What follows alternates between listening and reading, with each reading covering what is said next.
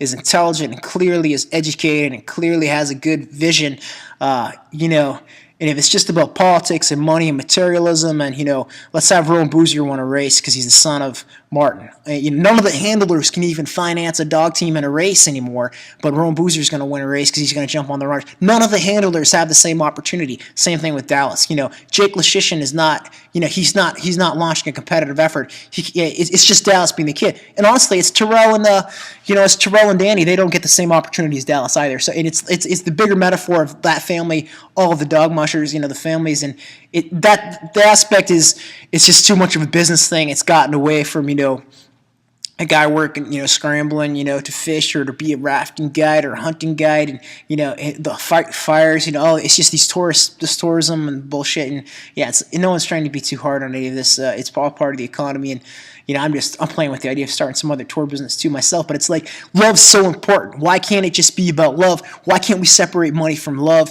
And that's the battle and all these things, because everyone's plugged into the economy. It's like I'm working at this thing, and there's all these hot girls here, but they're all, they're kind of stuck here on the leash, the blue collar leash. They got to work here. They can only go off for a day or two, and how long am I going to? It's just a hard work. It's hard to make savings though if you're working for minimum wage, or these waitresses only working for a couple bucks an hour or whatever.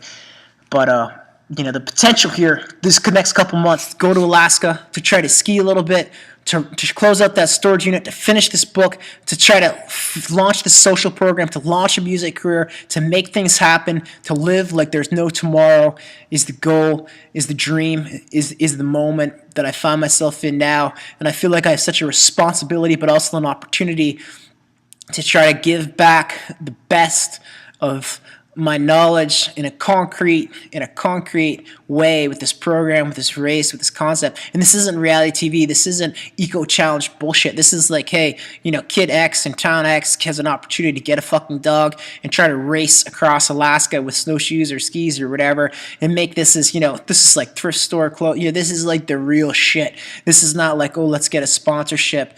Let's who can kiss ass the best. Who can brown nose the best with companies around them, get the most money and get a free car and all this shit. But this is the moment I catch myself in, because it's like I'm borrowing this car from my folks, and I'm like, is this the wrong way to do this? Should I wait another year? Should I try to just, it's very hard for me to get good work and good jobs, even though I'm like a genius here, because I have this whole negative image with the dog mushing thing and all the bullshit, the lies and the politics, right, in the money game.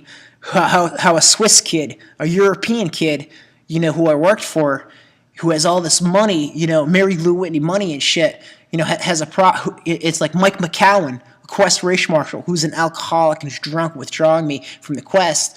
And you put a couple things together, I get two people who don't like me, and and then all of a sudden, and just because they're influential. And it's the same thing what happened with Joe Garney. Joe Garney's dogs were taken from him, because Joe Garney didn't get the money from those dogs, and it's very it's symbolic again, like it's all of the native people. It's like Joe Garney sort of represents symbolically, metaphorically, and I had to go through that so that I can go up there and fucking kick a little ass, because Mark Norman's fucking squatting on fucking California land near Denali National Park, and Jeff King's got a fucking subdivision up there, and I goddamn guarantee you there ain't a single kid, right, from growing up in Cantwell or Denali who's going to put in a subdivision like that. That money did not come. Jeff's money did not come, and I could have just been like him, or a Martin, or a Jake Berkowitz, or a Brent Sass. Trust me, I can see this and know this, understand this, my blood, my spirit and my mind. But the point is, the money came from somewhere else. And the same thing with Martin. And you look at Martin and Jake Berkowitz in Big Lake, they're both doctors' sons, they're wealthy kids. Look at Patrick Mackey, and he's not going to have the same chance to become a Jake Berkowitz right away. And I've been in both places almost, and the dogs are taken from me, but no one gave me a tourist business, and I didn't play politics and kiss ass when I was working for those tourist businesses back in the day. And if it's about moving forward in a company and moving forward in a political climate and the money climate and all this jazz and this bullshit, then that's fake. That's not competition. That's not values. That's the business world. And the point is, that's what dog mushing is. It's about playing politics. It's about money. It's about opportunity. There still is the skill sets. There still is the skill sets of working with the dogs, of being able to, breed and create a dog team and train a dog team. And don't get me wrong. Like I want to go back. The first year I came to Alaska, and I grew up mushing, but the first year I came to Alaska, we were in the Serum Run, and I didn't know that much. I sort of learned some stuff definitely there. And the second year I knew a lot more. And I had becoming dog savvy is a very real thing, but it's that other, and that's sort of the language. And I want to go back to that analogy of the warrior horse people in the Lakotas or whatever, and how it's so beautiful how there's still those few wild horses on that route driving the motorcycle through from Alaska down, and also out where Saunderson was. Saunderson started this other business, Ross Saunderson, and that country, there's this woman in the gas station. She actually gave me some free gas one night, and I was driving through there, and these beautiful horses, wild horses, and a blue-eyed girl, blonde hair, one of the most beautiful, polished skin waitress at the store, and I was like, I almost stayed there and married that girl. You know what I mean? She road tripped up to Fair. We talked about how Buddy Streeper drives through there. Funny little conversation. And I'm sure if she ever hears this, I think she follows the sport of dog mushing. But right close to where Saunderson and Aaron Peck lives near there too. But a lot more south than the horses up by Whitehorse. But wild horses, and it's that you want to leave that magic in place. And that's my thing, because I have the criticism of the dog mushing, but I want to be constructive. I want to preserve the magic and the beauty. All these guys, these big tourist empires, the CVs have got a circus show or a pony ride outfit in every nook and cranny in that state, in Alaska, and that's how it's becoming. And they ripped off with their Iditarod thing the name of Iditarod, and Iditarod sending all these cease and desist notices, kind of silly, honestly, to getting their chest puffed out like they're CrossFit or something. They're trying to protect their brand. It's ridiculous, honestly, to these urban philanthropic events. And these philanthropic urban events are probably closer to the spirit the race was founded on than the circus of materialism and money that gets sanctioned in March in by the Iditarod Trail Committee, and how it's gotten so far away from its roots, and it's become about business, become about money, materialism, and the opportunity to say, wait, guys, let's start giving back. You see all the volunteers in Iditarod, doing all the work, sending all the stuff on the trail. Dog mushers in the village, 10 miles from Tok down the road in Santa Cruz. Hugh Neff bought a house in Tok, right? He bought it from the Indians. Ramey Brooks got caught smacking the dog. It's like, it just boggles my mind. I had some dogs without houses in Montana. Jeff King, I go up to Jeff King's place. He has dogs without houses. Mark Nordeman is on the phone, when I'm stuck down there in Montana. He says you shouldn't have dogs.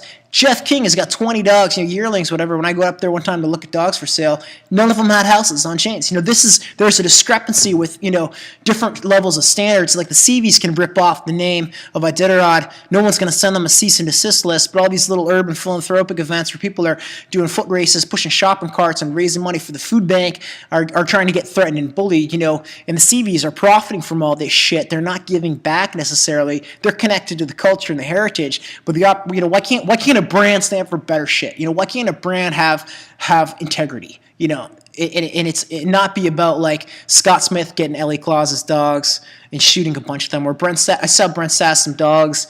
Where did the dogs go? It's just one dog is still in his team. Do the other dogs, did they sell? I can't even ask him this question without almost knowing deep down inside they shot some of my dogs. And it's like, it's not that much different. It's an analogy of Ellie Klaus, sort of getting over her head a little bit in terms of getting into sports too fast and really liking it when she was young, but then forgetting, I need to have a life too, and it's like, I need to have a life too. She's going to get a boyfriend and she's going to do some other shit with her life than just getting caught in this sort of you're just dumping money down a hole in the dog mushing. And it's not that it's not beautiful, but you look at like me and a girlfriend that I used to have, or Mia or Ellie Claus and her boyfriend. These are the kinds of people, these young couples.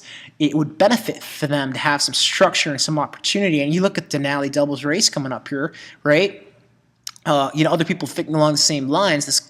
You need the yin and the yang, and that's what the one dog class is about. We need the development aspect, of building, but we also need to be able to build and create and structure our world and develop our world in a way that is in harmony with nature, and that is a way that is in harmony with other people around us, so that we're not Jeff King with a big subdivision and all these dogs and all these dog teams that he's bought over the years and all this money he's poured into this, and he's got Melanie Sharilla working for him, whatever bogus bullshit that is. Is this a gossip column here? I don't know. I'm not talking about what the fuck I want to talk about, and I'm sitting here on the internet talking to this supermodel African American chick who's a whatever she is in Florida, and I'm feeling the pull. Maybe I should go down to Florida.